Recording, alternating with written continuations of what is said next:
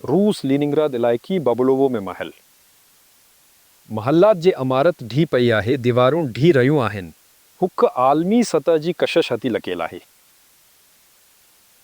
ही हिकु वॾो गुसल टब आहे जेको ग्रेनाइट जे हिकु टकरी मां ठहियल आहे। बाथ टब साइज़ में तमामु वॾो आहे। ही हिकु नाक़ाबिल एतमाद पैदावार आहे। ॾिस त माज़ीअ जी तहज़ीब जो नमूनो केतिरो वॾो आहे। मां क़दीम बाथ टब अंदरि चढ़ी वियसि। फ़क़ति मुंहिंजो मथो पासे खां मथे लके थो। तमामु नरम, मुकमल तौर ते पॉलिश कयल मथाछरे। नंढड़ा दाणा आहिनि। शायदि अही वक़्त सां गॾु ठाहिया विया आहिनि। बाथ टब जी बाहें कंढ मोड़ सां ठहियल आहे। माज़ी जा माहिर नरम मटे वांगुरु सख़्त ग्रेनाइट जो इलाज कंदा हुआ। उन्हनि पेचीदा मड़ियल शिकलूं ठाहियूं। तमामु हमवार बराबर सथा।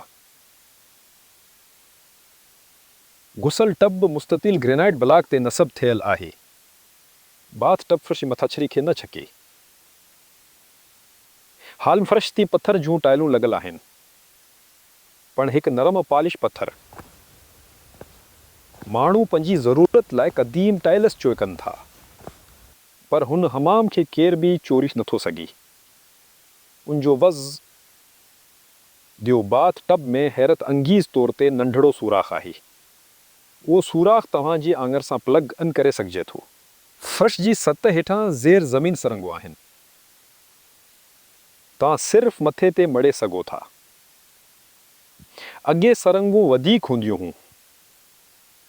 सरंगूं पाणी जे मटी सां भरिजी वयूं। उहो सरंग जी छत में हुक सूराख़ आहे।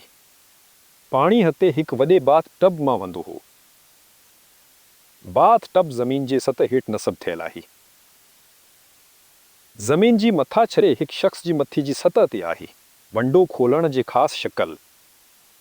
कमरे में दरवाज़ा न आहिनि जिन ज़रिए तव्हां गुसल ख़ानी खे छके सघो था।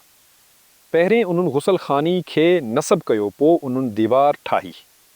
जदीद टेक्नोलॉजी खे इस्तेमालु कंदे माण्हू हुकी पत्थर जे गसल जो टब ठाही सघनि था।